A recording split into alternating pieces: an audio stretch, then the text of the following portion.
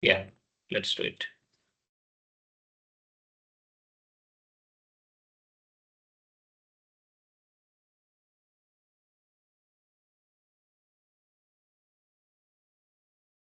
Yesterday, I mean on Friday, we were talking about methods of string. I hope, I believe, yeah. So that I think we had almost discussed each and every method should be fine. Apart from that, there are one or two methods which are very important and we need to discuss. Okay, we had discussed all this: is alpha, is all num, and then is digit and is lower, is upper, is space. Okay, so there are few things we need to discuss, of course. So this also one more thing is I think we didn't discuss find method. This is important for you. Swap case, all this is discussed. Okay, length we had discussed. Okay, there are few methods which needs a discussion as well. So this mutable thing we had discussed. This is fine. And apart from that, join and split method, we have had a special focus on these methods. And there are certain methods still I think we need to cover today. Count, I think we had discussed about the purpose of count, all that. Okay. So next one, these are conversion methods. You can see here the CHR or this gives you ORD means some kind of this thing, and then length function and str. Str we know we had discussed. CHR and ORD, something like order, say some order of some character. Okay, that we can quickly check it. Let's quickly see these three functions. Length, anyhow, we know it finds length of a string. It is straightforward. This is not something really difficult to understand. And this is a generic method. These are not present inside string class. These are something applied common on all data structures, not just only on string, but this is applied on all data structures. Okay, so what do we do right now? Let's quickly discuss this CHR and ORD. Okay, ordinal or something what we call. So or order, something we can pronounce. So now let's check this quickly. What we can do, we can use command prompt or Python prompt, or we can directly apply in the PyCharm as well. It's fine. So suppose what this CHR does, converts an integer to a character. So there are different ways to do that. Suppose you take some a equal to 10, then you can say CHR of a. Maybe if you want, you can assign to some variable b, right? Sorry, it should be CHR, not CHAR.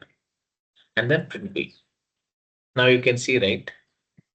This gives you, this acts as a, when you pass 10, 10 is, when you pass it to CHR method, it converts 10 to character, and that is new line, which is 10. Maybe if you know ASCII codes, you know, right? According to ASCII codes or Unicode, otherwise, according to Unicodes, because Python follows Unicodes. C++ languages follows ASCII, American Standard Code for Information Interchange. But Java, C Sharp, C, I mean Python, all these uses Unicodes. Oh, got it right, friends. So similarly, suppose you have some A equal to some 67, you see here, and B equal to CHR of some 67. Enter, print B, you get C here. I mean 65 starts with A. You got it right. So this is what CHR method is. If you, so this helps you in converting a integer to a its equivalent character value. So this is one thing. Right. Next one after that is ORD. Let's check with order this ORD. Suppose it's opposite to this one. Converts a character to integer. Right. Suppose you have a character like this, something like ch equal to, in single quotes you have a. Now we say that some p equal to ORD of ch. Enter, print p. Now you can see for according to Unicode 97, the Unicode for the A is 97. Similarly, B98, C99, something it goes till Z. Suppose if you pass capital A here, then you get some 65 or something. So here ORD of CH. So when you do this and print B, you get 55. Yeah, 65, I think you can see there.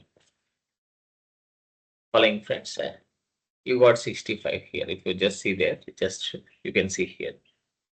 It's 65 because just now we had discussed about that.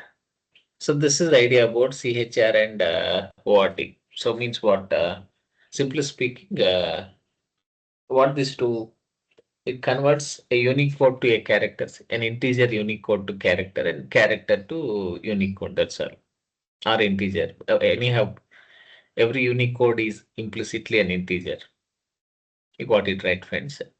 So to do that conversion, we can apply CHR and ORD methods. Just in FYI for all of you friends.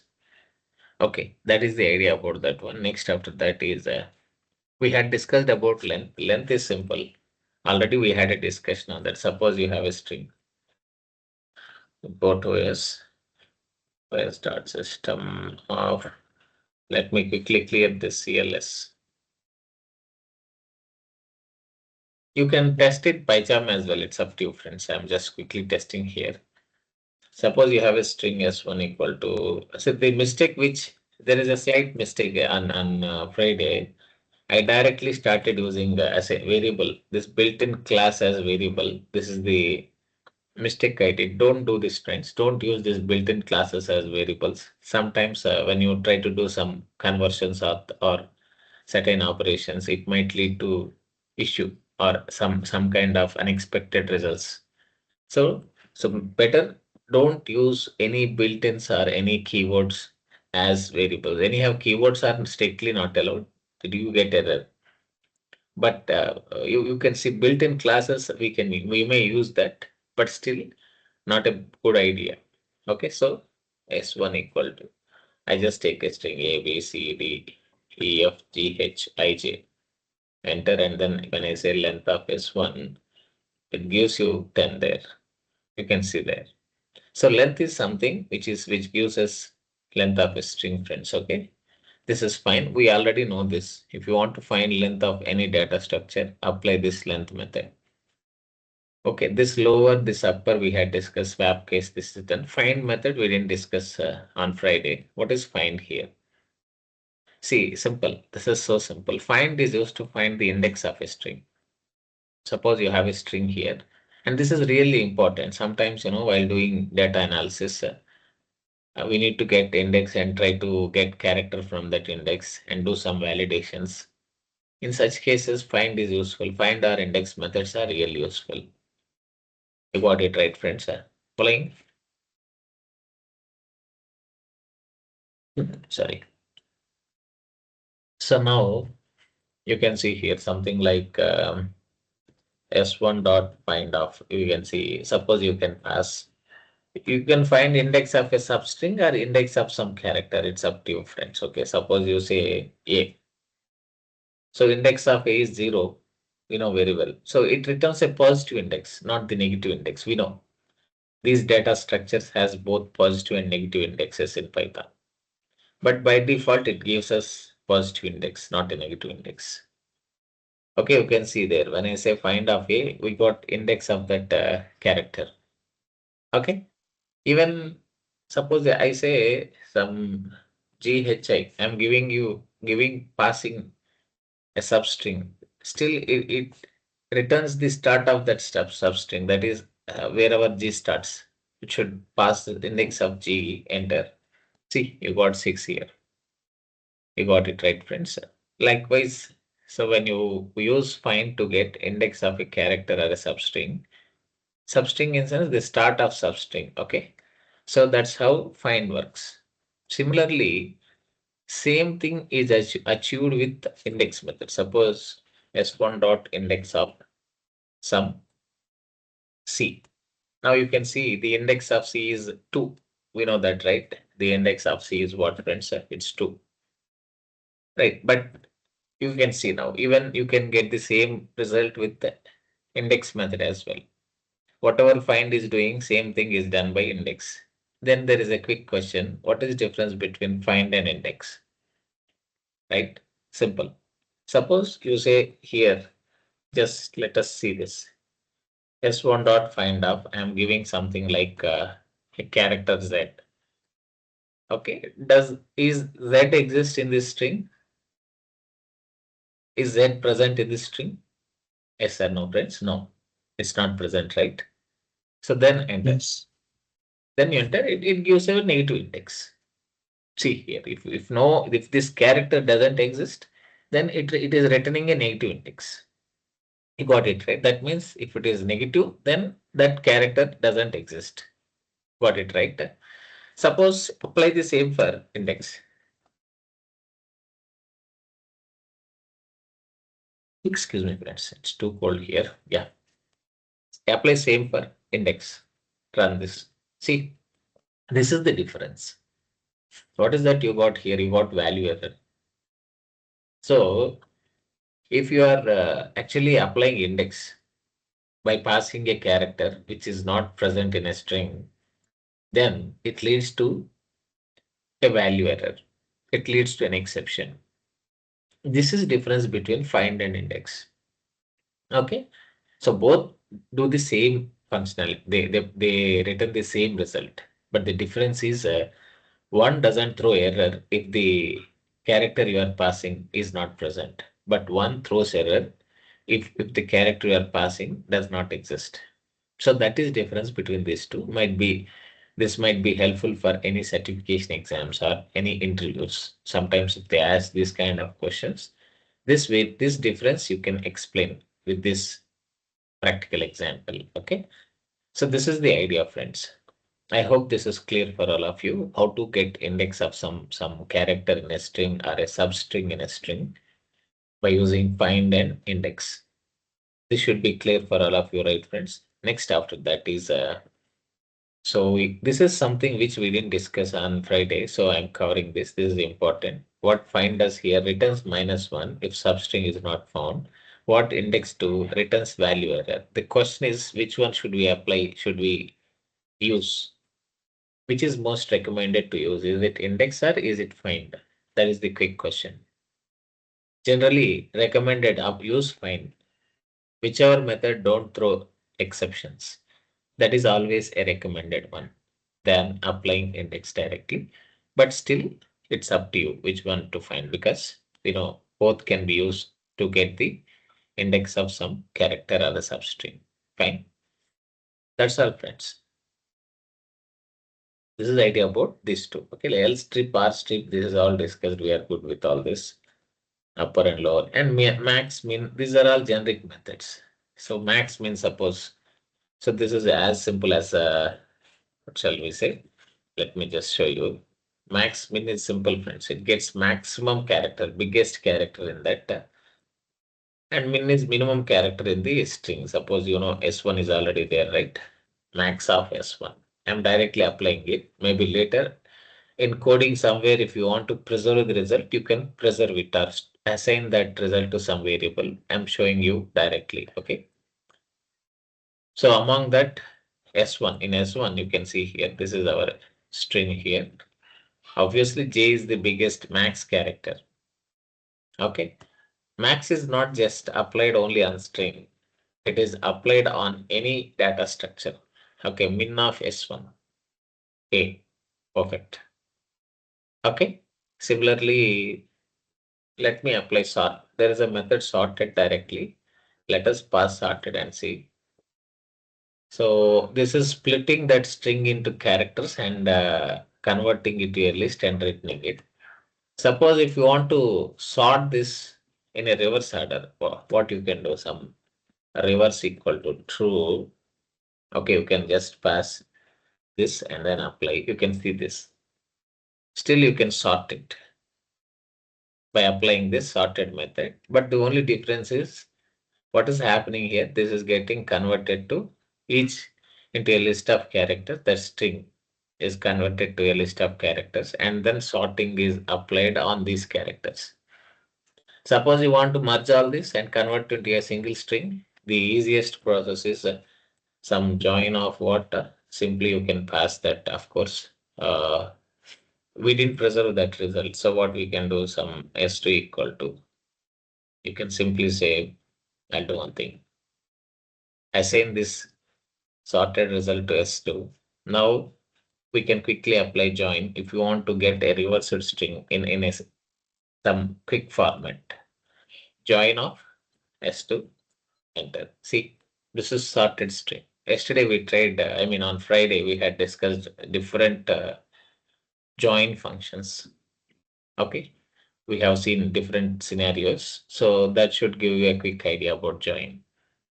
So this is one way of doing reverse. We had already done a customized reverse. Okay, we can do it in different ways. So next after that, so this is about customized methods, max, min, sorted, and then length. Okay, these are all some of the common generic methods we apply on any data structure, not only on strings.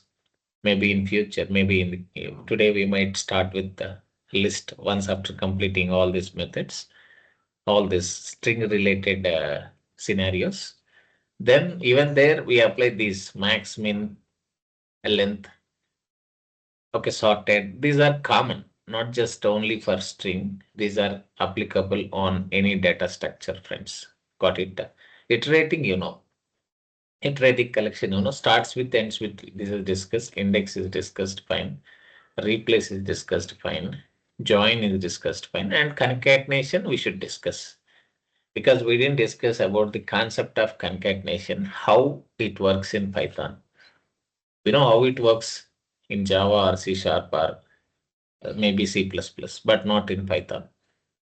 Concatenation means plus. Plus is a concatenation operator. What plus does here? Generally, plus has two forms. What is that? Arithmetic plus, and one is arithmetic. In between two numeric operands, when you apply plus, always arithmetic plus is called. Just a simple addition is performed. Concatenation plus, when this is called, in between two string operands, when you apply plus, then a concatenation plus is called, friends. It simply combines these two strings. First, understand the statements. Later on, we can see quick examples and we get a clear idea about arithmetic plus and concatenation plus. But plus is in two forms. It's a kind of overloaded operator. So we can say plus is overloaded operator, not only in Python, even in Java or C Sharp or C++, anywhere. Okay, all this OOP language, advanced languages. So now this is the idea.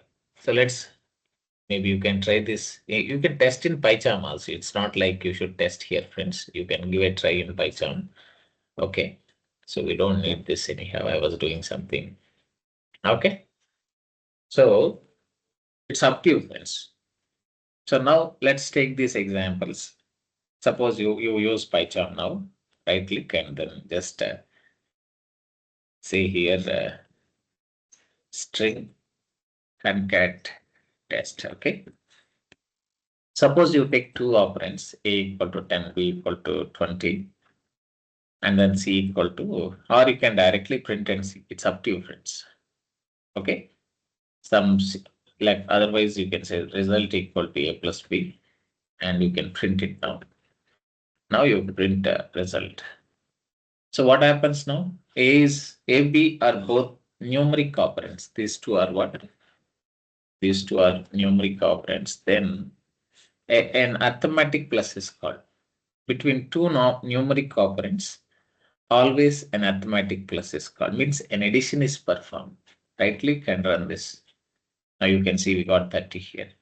Suppose you do one thing, friends. Right? What is that? You do one thing. You take a string here. Suppose some S1 equal to ABC and S2 equal to BBC. Okay. Now you concatenate these two, S3 equal to S1 plus S2. And here we are applying plus on two string operands. This is a string operand. This is a string operand.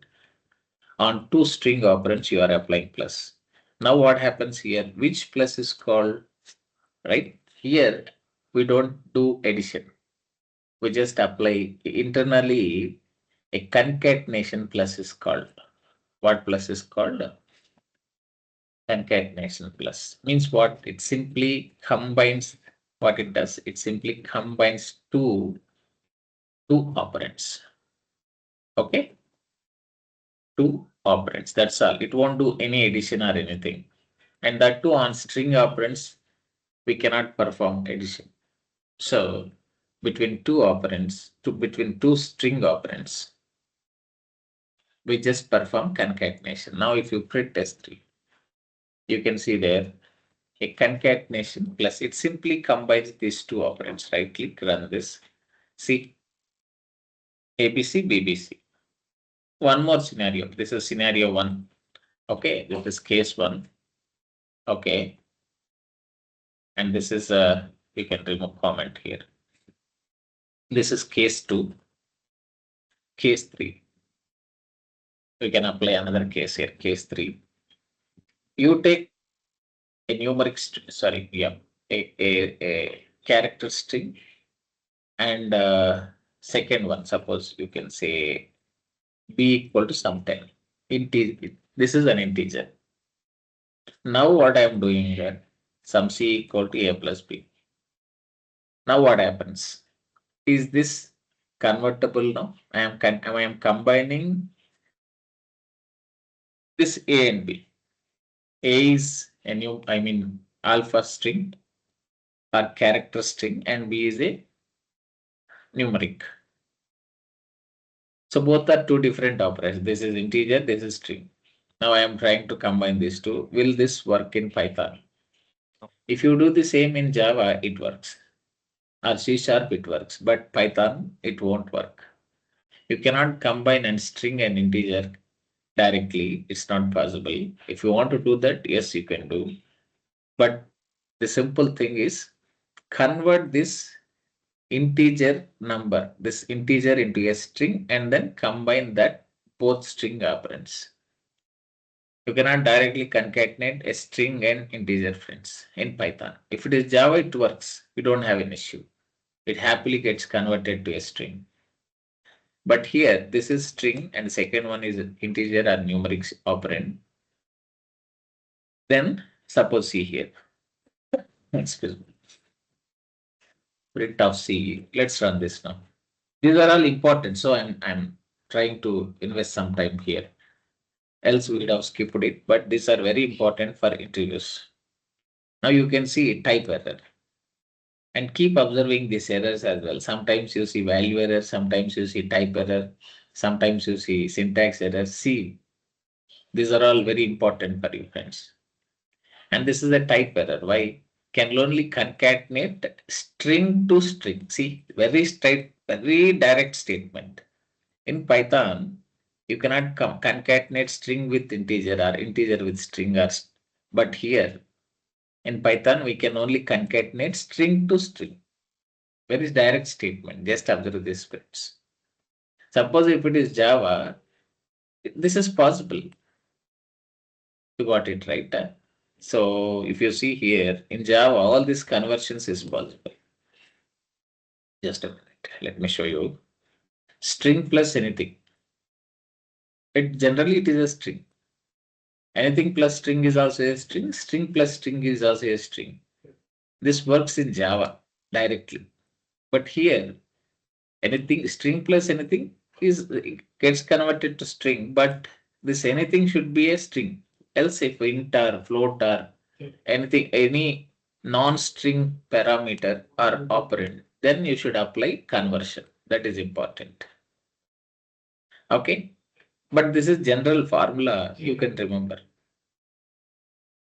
Okay, so what is that we should do here, friends? Simply, if we want to, you want this operation to succeed, if you want to make this possible, simple thing is, this is a clear statement we have here. So what your interpreter is saying, then what is the option we have? We already know, we had discussed this. We have a conversion function. If you want to convert an integer to a string, simply Just pass it to a string function, it get converted to string. That's all. So finally, we accomplished what we need here. Right click and run this. This time you don't see error. You can see concatenation succeeded. Why? We have clearly observed when we are trying to combine string with any other operand except string, it leads to error. We need a conversion. And if we do that conversion, concatenation will be done without any issue. That's all, friends. This is the idea of this is something which we need to understand in Python. This is something really important where we need to concentrate. So that's the idea, friends. This is the idea about concatenation and arithmetic plus in Python, how it works, what are the possible conversion scenarios where we need to apply conversion, where we can directly apply concatenation plus between two operands. I hope this is something which we clearly covered in this discussion. Okay.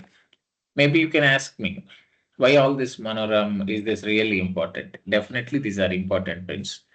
If you are in some interviews, people ask these questions. In some interviews, in some certifications, these kind of tricky questions will be there.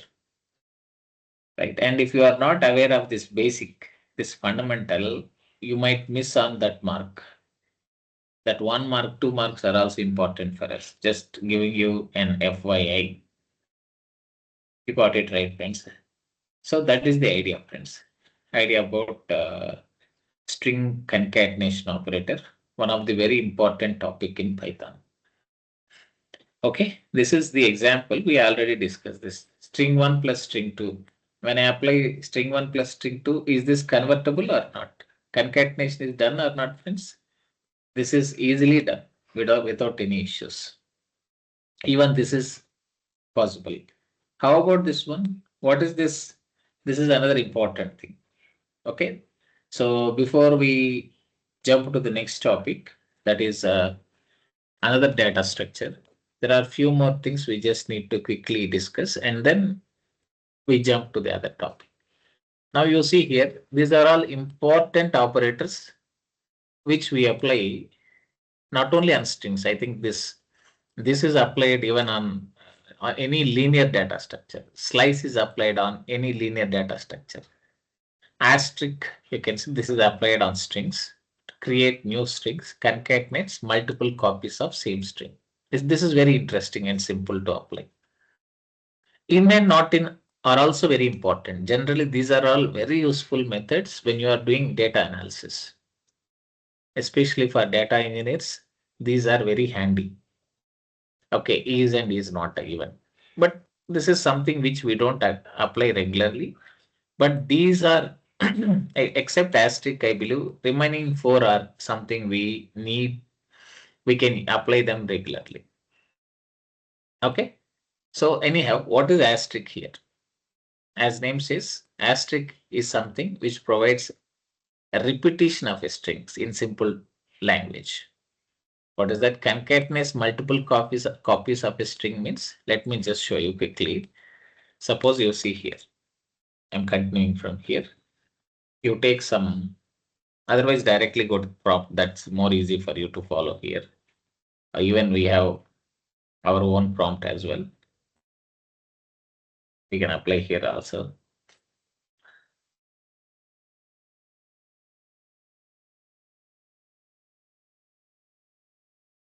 Okay, so here you can take a string and say into asterisk some a equal to 10. Okay, and then a asterisk 5. You can see the output. Sorry, this should be a again, sir. This is integer, right? That's why we are getting 50. So do one thing. Some ch equal to in single quotes, put 10.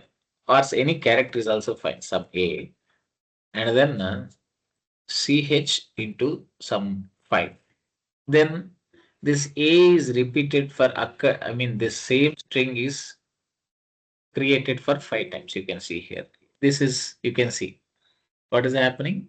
it generates A for 5 times, concatenating all this together.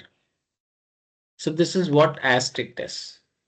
It just generates multiple copies of same string, concatenating them. So that's what asterisk does here. It's a very simple thing. Not every time I doubt we apply this, but this is something useful in case you need to generate this kind of strings for filling or something else. Okay, I got the idea. Similarly, maybe if you say ch into some 10 also, anything is same. It provides right multiple copies of same string, concatenating them. Okay, this is the idea, friends. This is the idea about what concatenating a string here. Okay, so that's all about asterisk. Next one, index. The purpose of index operator. It is used to return or extract a character from a given index. We have applied this number of times, so we don't need to again. And slicing we had already discussed. We applied this in and not in. This is something we need to understand. These are used to do some kind of searches, checks whether a character exists within a given string or not. Same thing, not in. Checks whether a character does not exist within a given string. So these two are very useful even while doing validations, while doing searches of some string. Right? As a data engineer, you do certain string searches. In such cases, in and not in are very useful, friends. So what do you do right now? Come here.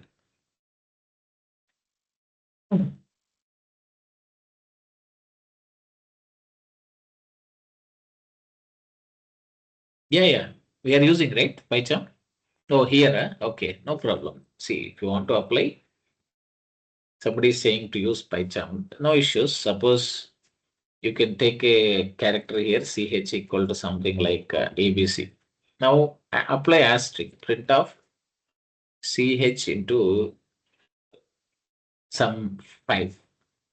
What happens now? What would be the output?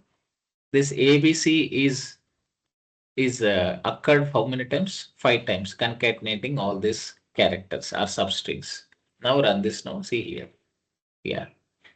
If you want me to use PyCharm, no problem. That should be fine. So this is how asterisk works. It provides multiple copies of same string, concatenating them. That's all. Now next after that, in operator. Let's talk about in operator. What is in here? Suppose you take just use to compare some if a substring exists in a string or not, or in a list or not. Even in this in is not just applied only on strings. This is applied even on any data structure. Just an FYI on any data structure or on list or set or couple or all this. I think we can use them on all these data structures. Okay, what in does just simple, friends. Take a small example. You can take ABC, BBC, XYZ, and then again ABC, BBC, something like this. This is a string. Now I want to check if a substring exists in this string or not. Suppose I am saying some if something like you can take a substring ABC, ABC in S1. If it is present, it returns true, else it returns false. Print. What is that? You can say that substring exists, something like this. Okay. And similarly, else substring doesn't exist. Simply a quick check. That's all, friends.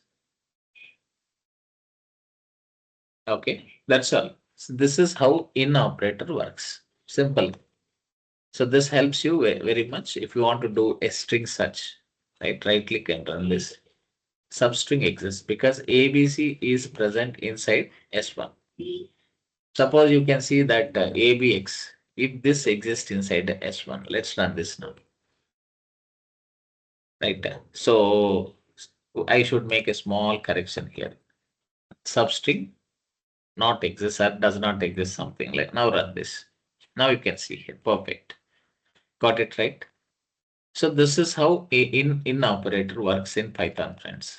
Again, not in. Not in means you can apply this. This returns true this time. A little opposite to in operator. ABX not in S1. That's true, right? Then we can just say substring not exists and else substring exists. A little change here. So if you want to directly check if it is not there, then you want to do something. In such cases, we apply this, friends. Okay, run this now. You can see it's coming directly from the if block, not from else block. We are checking if it is not there, do something. That is the meaning of that. If it is there, do something. That is another scenario. Likewise, in and not in is applied to do a string search, and according to that, you want to perform some validations. Then in such cases, these are very useful to us, friends. In and not in are very useful. Okay, this is idea. Next after that, I hope you are clear with in and not in, right? These are very straightforward, very simple to apply, like doing a linear search in other languages. This is a direct linear search without any difficulty. So this is how this simple is Python. In other languages, maybe you have to write a customized code or you have to do some other this thing. But here it's very straightforward. Fine. Is and is not. This is for checking whether two objects are same or not. How do you check this simple? Sorry, friends.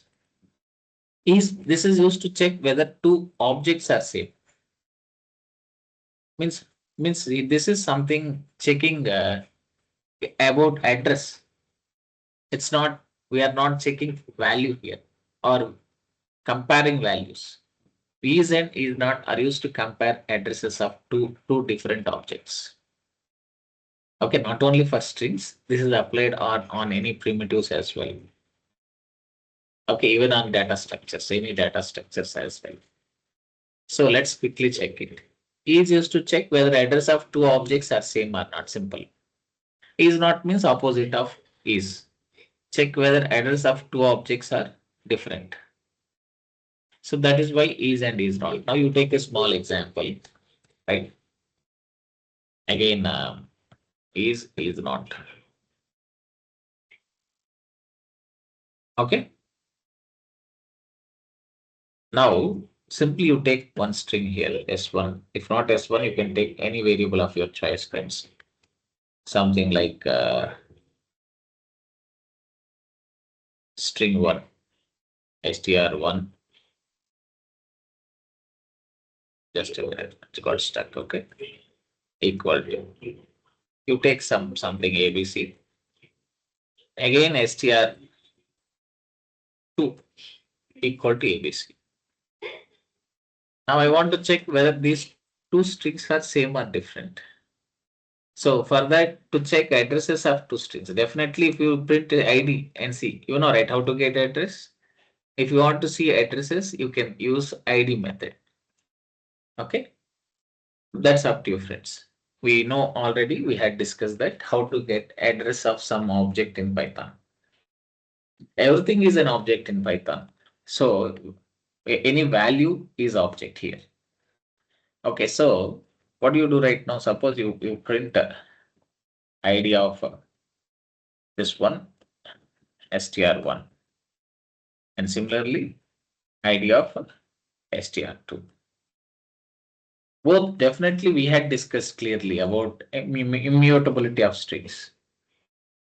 And we know the address of two strings are same. Now rightly can run this. See, you can see here. Right now, if I apply is method, what if str1 is str2? Both are same or different? If I say str1 is str2, means we are just checking if these two addresses are same. Print. Okay, equal. Okay, else not equal. Sorry, friends. Run this now. Equal, you can see. Why equal? This should give us a clear idea. What is it? Both are same here. Addresses of two strings are same. That's why they are equal. Suppose you say not is not a, yeah. str1 is not str2. Then the answer is what? Here it is, we get it as what false. So it automatically goes to else part. So now run this now. Now not equal. Perfect, right? This is how we use is and is not. The purpose of is and is not is what? Both are used to check if addresses of two strings. Is used to check if they are same. Is not is used to check if they are different. That's all, friends. With this example, you can understand this clearly, and you can apply it wherever you think it is needed. You got it right, friends.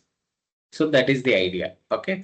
So next after that, is not is done. Next, Sir, addresses are equal only when the strings are same, right? correct. Mm. Correct. Shiva Then, sir. then, like, Yeah. why are we saying that? When the addresses are equal, I mean, it is comparing only the addresses. Then we can directly give in a statement. If two strings are equal, then is will give true, right? If two strings are Equal, then is operator will give true, right? correct, even yeah. But this is the address check, Shiva sir. See, this is Okay. maybe let me show you here. So if you see here, we have clearly a statement here. Check whether addresses of two objects are same or not. If same, it returns true. Means again, of course, we are checking two strings. About at string level, we see if they are same or not. But that equality, how we are checking that equality based on addresses. So that is why we are bringing that thing into the discussion here. Maybe Okay. Only the backend operation will change. Even equal to also does the same thing, right? equal to is different, right? Shiva sir, Equal to equal equal to to. is a different operation. It's a comparison of two strings. Content of two strings, Shiva sir. Mhm. See, when you apply equal, see, equal is a totally different one again. See, is and is not, they are used to check addresses. Equal is used to check content of two Content. strings. Content of two strings, not address of two strings. Suppose you got this point, sir. This Yeah, yeah, is I this got it. is for content. This is for address. These checks for what shall I say? Whether two values are same or not. These checks for whether two addresses are same or not. So definitely there is a slight difference between these two, Shiva sir. But ultimately, the purpose is same, right, sir? Yeah, both are used for checking the equality Comparison only. comparison. But one checks for address, one checks for what is that, sir? No, One checks for content checking. correct. That is the difference. So is this clear now? Yeah, Did I answer your question, Shiva sir? yeah, yeah. Yes, sir. Okay, okay. So that is the idea, friends. Maybe next after that, suppose you do one thing, friends. Take one more string, string three, or otherwise string three like this, equal to some BBC. Now you can check address of BBC. First check here. So you can say string three, and then you can do one thing. We are validating string one and two.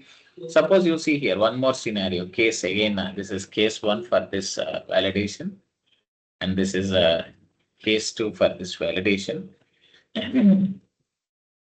And you do one thing, copy this and just check it here. String three or string one is string three. So what is the output here, friends? Is it true or false?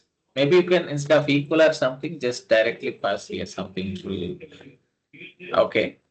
Else something false. That makes more sense for us. Okay. So okay. Maybe in code, how you want to do it, you can add it in the when you are implementing something, friends. So string one is string three, true or false? Definitely this is what this is false. Will you agree or not, friends? So make small, yeah, let me put three here. Yes. So what is this here? Is it true or false? When you apply is, string 1 is not string 3 because string 3 is BBC, string 1 is ABC. Now run this one. Now you can see it's false. So this is how is operator is applicable. Okay. So that's all, friends. This is idea about these two, the about is and is not. Okay. Next, after that, immutability we had discussed. And just a minute, maybe because we got this question into the discussion, is different, is versus equal in Python. Okay, I just want to quickly get a little deeper this thing so that definitely there is a difference. Both are not same.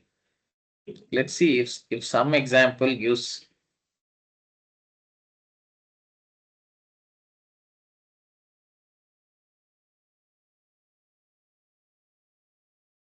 Yeah, we can try more with this gives you more idea with these things, Shiva sir, with lists or Yeah, that's something. what I'm check. Yeah, that's what I'm checking, sir, in Google. Yeah. Okay, Yeah, yeah. so maybe when we go to lists, I'll give more deeper example. Is that Yes, okay yes. for you? Yeah, yeah, yeah. Yeah, yeah.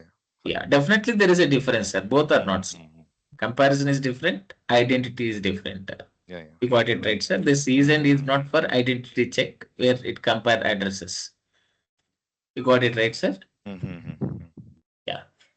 So now format specifiers. This is simple scenario, friends. I think we discussed all that. If anything is there, then I'll come up with more scenarios on this too to differentiate this because this question came into the discussion.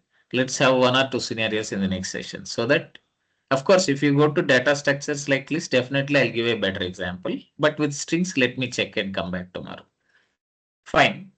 Now percentage. Formatting a string. Generally, this formatting we can do it different ways. And in strings, we have in Python, we have different formattings of your output or data. So generally, in real time, what we do is we generally don't put prints. Instead of prints, this is a very recommended practice. What is that we do if you want to see the all that is happening in the code? We put logging. What we do? We put or we declare logging. In that logging, we try to generate output in different formats. It's up to us. For me, I use the standard format either using that placeholders. And some of you suggested that regular expression f something even that can be used in that logging, right? Even this can be used, this format specific. It is something like C language. If someone is from C, if they know C, this is simple to understand. To represent each type of data in Python, we can also use this format specifiers. For character we apply percentage %c, for string percentages, for sign decimal integer. Sign means positive and negative. Okay, signed means it accepts both positive and negative integers. Unsigned means only positive integers. Okay, so it won't take negative. Signed decimal integer means it represents with percentage I. Generally, integers are represented with percentage d, and these two can be used percentage dr, percentage I. For unsigned percentage u, easy to remember. For character string and unsigned, all first characters represents their format specifier. Except for sign decimal, just you need to remember as percentage d like decimal integer. D from decimal integer. So these are big format specifiers. If you are from C, for even string percentages, for short int, there is one thing, percentage S or something, long int percentage, the LD or something. There are certain format specifiers in C. I think probably Python people also tried to use the same thing, a similar thing in Python. Because all these are developed from C itself. Everybody know that. Okay. So that is the idea. If you ask a quick question, what is signed and unsigned? This is the answer. It accepts both positive and negative values. Unsigned accepts, it accepts only positive values. It's clearly we have specified here. Okay, for octal integer, percentage O, and just we can stop here. This is enough for us because we don't use much of this format specifiers in Python. Just an FYI to get some idea. This kind of formatting also exists in Python. So we are discussing this quickly. Suppose this is a simple example. We have a name ABC. So what is the format specifier of string here? It's a percentile S. You can see here somewhere that is mentioned. If not mentioned, not a problem. We can get it. That's not a big deal. For string, it is percentile S. For int, it is percentile D. For float, it is percentile F. And this is how we apply format specifier. Suppose you have three different types of data, name, age, and sal, which is string and int and decimal. How we can apply that here in Python? It is something same we apply in C language. So here we can specify format specifiers, and according to that we can match their variables and you get some output. And there will be a proper mapping of format with the variables. So this is a kind of mapping your data with variables so that you don't miss out on anything. This is one kind of formatting. It's up to you friends what to apply. But this is something I don't generally regularly use this. But still, if you know this, you can apply it, right? In case you need anywhere, you can apply. So let us test this quickly. So what is it now? You can take an example. Take some string variable, some str1 equal to some abc, just for testing purpose. Then some x equal to 10, then some sal equal to some, you can take name here, just simply, okay. Then sal equal to, you can take a float value, something like this. Now I want to print all this applying format specifiers, format specifiers. Okay. Now you can do print and just pass format specifiers. What is that? For string it is percentile s. Okay, and for int it is percentile d, and for decimal it is percentile f. Okay, if you want, you can add some strings as well here. Okay, it's up to you, friends. Name equal to, okay, and then x equal to something, or and then sal equal to. It's up to you. This in double quotes in this format string, this quotes. You can pass something if you want to display in output, to see in output. Okay. And here percentile, put a bracket and just pass name, comma, x, comma, sal. Now run this. Okay. This is how we can apply format specifier, something to map your internal data with your variables. Right. So this is applied. This format specifiers are useful to us. Right click and run this. And you can see here. A equal to ABC, X equal to 10, and sal equal to some 10,000 or something. And if you want to print, apply some escape sequences. Escape sequences means some slash and slash t, all that. Then you can say slash n here, and also here slash n. Okay. If you want to print line by line, we can explicitly pass escape sequences. Now run this. Let's apply. Now you can see it has it what is the output? There is a change in output. We are printing line by line here. Okay. If you if you want it, there is some, you can apply like this. If you want it more formatted, better formatted, you can remove these spaces so that you get a better output. See now, this time the formatting looks better here. So this is how you can include escape sequences as well if you are trying to format data like using slash and slash t. Probably these are most used format sequences. Escape sequences, slash n and slash t. There are other format escape sequences like slash b, slash r, many. But in programming community, the most popular escape sequences are slash n and slash t. For spaces between strings or some values, apply slash t, tab space. If you want to print line by line, you can apply /n. These are called escape sequences. Is that clear? So this is the idea about format specifiers. What is that? These are all format specifiers. You can check it later, friends.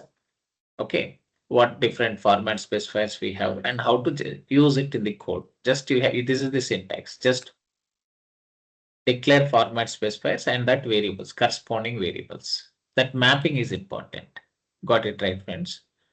And these are all format specifiers. You can see /n new line, /t horizontal tab. You get a tab space. /p means some bell sound. Reverse carriage return. It moves that cursor one position back. I believe this is carriage return /r.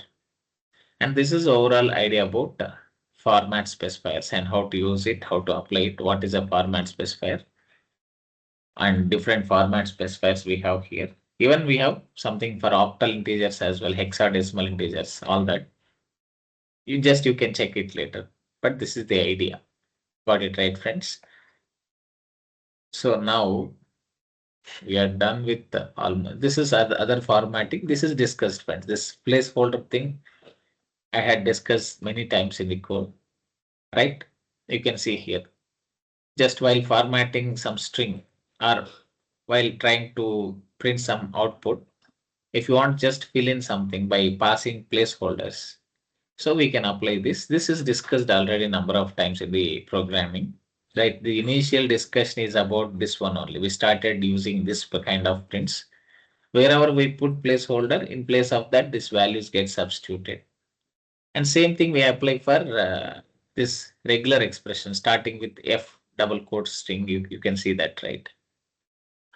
And another important thing is there is something where we can choose indexing as well.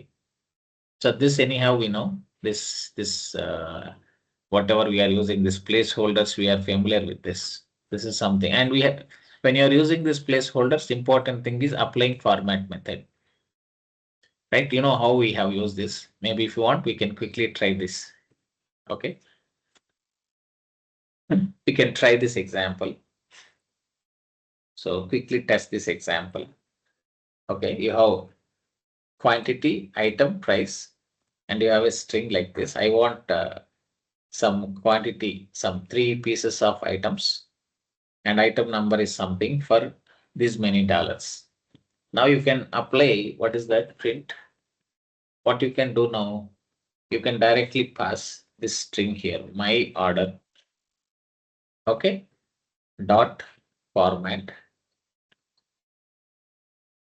What you can do in this format method, you can pass quantity, comma, item number, comma, price. You can pass all these prints. You got it right.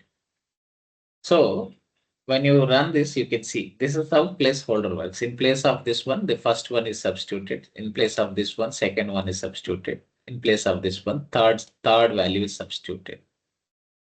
And that why on this string we should call format. And to that format, we should pass these variables so that these variables are placed into that placeholders. That is the idea, friends. Okay, right click and run this. Okay, see here. I want 3 pieces of items, 5, 6, 7 for these many dollars. If anywhere, if you have any issue, please you can reach out to us. We help you, friends. Not a problem. So this is idea about this placeholder thing. Okay, so we got it right there. This is another way of doing a formatting using what? Using this placeholder operator or format method. You can see here. This is one scenario. So this is all discussed. And one more finally is using indexing. So in place of this strings as well, we are directly applying strings and passing that variables. You can use index number to be sure the arguments are placed in correct placeholder. Another way of applying this formatting using placeholders is this one. This scenario is either you can pass this variables directly, right? Or else there is a concept of indexing. You can see here. So what is that we are doing? We are just providing empty placeholders so that variables are filling into that empty placeholders. Another one is applying index numbers. You can see here. I want to pay. Now you can see here. See, Here, when you are applying empty placeholders, order is very important. You have to take care of which value should be passed to which placeholder. But if you choose indexing, we don't have that worry of passing that order. That order, we can change that order. We don't have a problem. We can see now. This gives more clear idea. I want to pay. See here, we changed this order now, and we are passing quantity is in zeroth index, item number is in first index, price in second index. This is how indexing is provided for these variables. And based on that, you choose how to pass index here and where to pass index. I want to pay something like two. In sense here, the price is substituted. This is the price is having index two, right? That is substituted here. Dollars per zero pieces. Where zero means what? Zero index means quantity is in zeroth index that is placed into this one. For item is what this one. In first index is placed here. Whatever is there in first index, item number is present in first index that is placed here. And this is how even index works. Indexing is can be applied for formatting. Okay, we'll do one thing. We'll take this and test it so that we can close this topic of strings and we can have a fresh start with what, friends? Fresh start with the list tomorrow. Again, the most important topic in Python. Now you can directly apply this now. We are just this will override this one if you want. I'll just put my order two dot format. Now this has indexing 0, 1, 2. In place of second index, this is plus. And these have internally a default indexing. So starting with 0, 0, 1, 2. Okay, blink. And based on that, try to validate these indexes. Okay, friends, right? Can run this now. Now you can see here. I want to pay this many dollars for these many items, which is item number is 567 something. And this is how we can bring in indexing also into this formatting. Got it right, friends? Sir, one request. Can you copy paste that first query? I'll tell you one more approach as well. Yeah. Which one? Which one, sir? Yeah. Line number 62 to 65. Yeah. Yeah. Copy it one more time in the down. You want me? Yeah. You one more scenario. I got it. Yes. Yeah. So take this as my order 3. We'll do one thing. We remove it. Yeah. Yeah. Our quantity we can remove it, no problem. Okay. That's okay. So, sir, no problem. My order 3. Yeah. Now take that 60 line number 69 and paste it in the 75.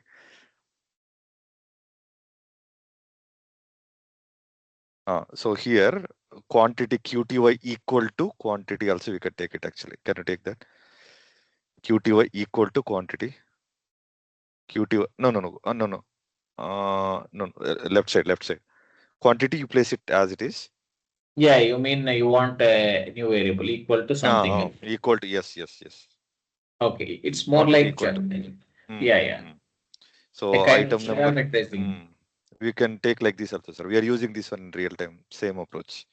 Okay. So if at all if you want to like pass the database name, schema name dynamically and the table name also dynamically, we use this approach. Okay, I got it. It's a kind of you mean like key and value pairs kind of key and value indirectly. That quantity we can place it in 74 directly. I got it, sir. I got it. Let me just also test this. Yeah. So we do one thing. Then so one approach is instead of index, you can also pass parameters. That's the point. Yeah. Okay. You can pass QTY. Let us test it once. Okay. Yeah. Then you mean this should be here? Yes. Correct. Okay. Correct. Okay. I think we are passing parameters and that parameters are directly assigned with format. Assigned to, yes, correct. Okay, let's run this and see. Print that one, Yeah, perfect. Yeah. See, this is So something which, yeah, yes, sir. we Please are continue. using this one in real time, guys, where we pass the table name and the schema name dynamically to the query. So in the query, we never hard code the database name, schema name, because if at all, if you want to move the same code to the higher environment, in the higher environment, the production database name is different and the test database name is different and the UAT database name is different. Instead of like hard coding that one in query, we'll pass the database name and schema name from here. I'm done, sir. Yeah, this is useful scenario, sir. Mm. Definitely. Yeah. So best thing is we can directly map your columns with this data, right, sir? Yes, yes, yes. Is it the suppose you have a table like this and a table, suppose student table. It has student name, student age, student gender, something like this. Um, The advantage with this is we can map select it. star from, yeah, select Yeah. star from student, Select select star. star from database name dot schema name dot. Yeah, you can take it as you can take it in variable query equal to. Yeah, yes, sir. Oh, You want me to apply something like this. yeah, query equal to Okay. Query equal to in double quotes, we can say select select star, star from, star sorry, from select star from student. database name dot Yes. before student database name dot Yeah. schema name dot database name should be in curly brackets. This one, sir. This one in curly brackets. Yeah, Yeah. dot schema name dot. Again, you have to put some schema name or what here, sir? No, no, no. After curly bracket, yeah, after dot, before student and Okay. after dot, yeah, schema name before student, just before the student, dot is there, right? Yeah, Okay. just put there, schema name dot student. That schema name also should be in curly brackets. Okay. Okay. Okay. Okay. Okay. Okay, now what we will do is like, I mean, like whatever whatever the query you wanted to write it, you can write it where condition or without where condition, whatever you want, Okay. you can write Okay. it. Hmm. Okay, where batch ID Select equal to star batch ID from. also we can pass. Yeah, star from. Something like this, right? Okay. Yeah, Okay. something like that. Yeah, you can write even Some. 100 lines of query also here, no problem. But like ultimate goal is to pass the database name schema name dynamically directly from the query. So that Yeah. query dot in the next line we can pass query dot. Okay. Okay. Something. I'm just giving like this. Okay. Yeah, yeah. Query dot.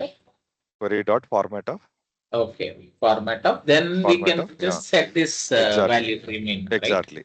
So So exactly some database name. equal to database Yeah. equal to database name schema name equal to schema name, like that we'll mention. Something like this equal Yeah, to something. database Comma. name.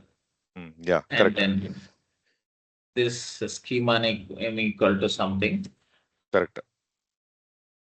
And like generally So where this condition we'll generally, mention the batch ID. yes, sir, Batch ID also we can pass dynamically here. That's okay. That's okay. These two are enough for now. equal to something. Yeah, this makes, Something we can yeah, pass. Yeah. Mm. yeah, more interesting scenario. And also, I believe these values you fetch From from the some function. property Function. itself, Yes. right, sir? Yes. Yes. Correct. Some So kind of we'll wrap this query in a function. From the function parameter, we get the database name and the schema name dynamically. That we'll try okay. to put it here directly. Yeah. So this is real-time usage for this one format method, or Yes. you can Yes. also use that format string, right, sir?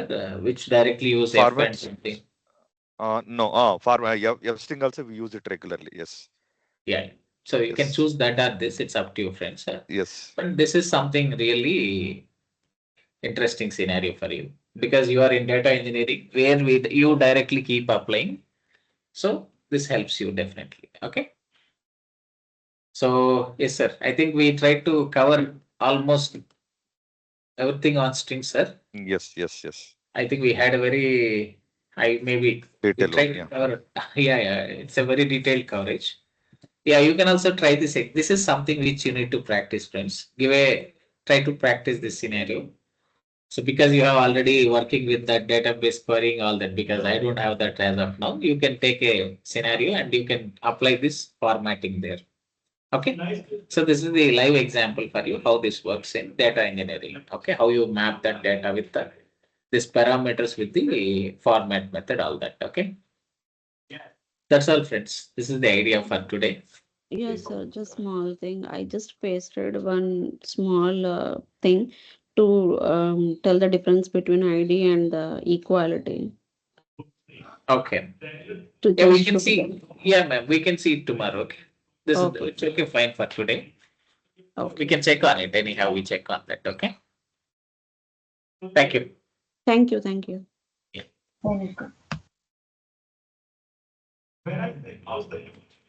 Thank you, friends. Yeah, Manora, hello.